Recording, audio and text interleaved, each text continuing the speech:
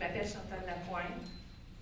Je suis chercheure doctorante en philosophie de l'éducation à l'Université de Sherbrooke. Et c'est par souci d'objectivité de la recherche que je viens m'adresser à vous ce soir. J'ai eu l'occasion d'assister à la présentation du 30 janvier dernier. J'ai aussi eu l'occasion de lire le rapport synthèse. Évidemment, je n'ai pas eu accès au document complet. Sauf que seulement avec le rapport synthèse, il y a quand même un certain nombre de questions qui se posent du point de vue de l'objectivité scientifique de ce rapport. D'abord, je vais essayer d'être brève parce qu'il y a d'autres mondes qui veulent parler. Alors, vous trouverez de toute façon un document dans les dossiers où je suis un petit peu plus explicite. Alors, à la lecture de la synthèse du rapport, oui, ce que je voulais vous dire aussi, c'est que je fais un doctorat en philosophie, mais je travaille particulièrement sur la pédagogie Waldorf, que je connais très bien. Et à la lecture de la synthèse du rapport, il apparaît évident que les connaissances de Mme Nantel en matière de pédagogie Waldorf sont non seulement déficientes, totalement déficientes, mais qu'en plus, elles reposent davantage sur des interprétations biaisées que sur des fondements solides.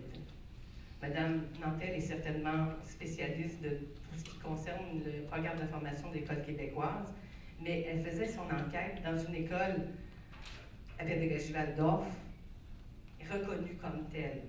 Alors, on aurait pu être en droit de s'attendre à ce qu'elle ait un minimum de connaissances de base, ce qui n'est pas le cas, visiblement, d'après le rapport. En outre, bon, on peut lui pardonner peut-être qu'elle ne connaisse pas tellement, mais d'habitude, quand on ne connaît pas une matière, on va chercher des documents.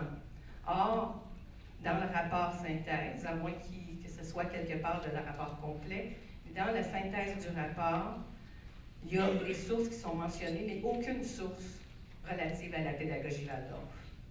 Alors, ça ne nous permet pas, nous, de vérifier la crédibilité de ces sources-là. Et vous savez comme moi qu'Internet, il y a du bon et il y a du mauvais. Ensuite, mes deux autres points sont sur des questions de méthodologie. L'enquête qui a été faite sur l'école de la Roselière est faite parce que l'école de la Roselière est une école à vocation particulière. Et Mme Nantel voulait vérifier si tous les enseignements du programme de formation sont faits en totalité. Il y a vraiment le terme totalité qui est là-dedans. Or, il n'y a aucun comparable, nulle part. Il n'y a aucune enquête qui a été faite nulle part, dans aucune autre école de la commission scolaire. Et on nous a bien précisé le 30 janvier dernier qu'il n'y en aurait pas non plus. Alors, il n'y a personne qui peut certifier que dans quelque école du primaire que ce soit, dans la commission scolaire et même au Québec, autre que les écoles à vocation particulière, le programme de formation de l'École québécoise est enseigné dans sa totalité.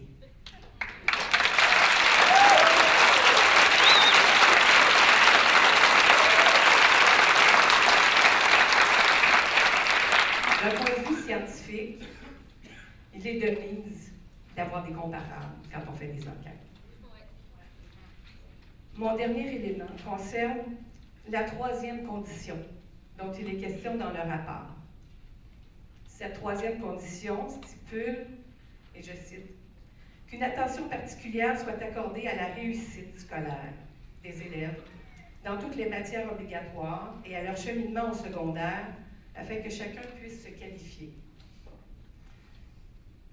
En général, quand on commence une recherche scientifique, la première chose qu'on fait, c'est qu'on définit nos concepts pour que tout le monde sache de quoi on parle. Je ne sais pas si ça a été fait dans le rapport complet, mais c'est clair que ce n'est pas fait dans le rapport synthèse.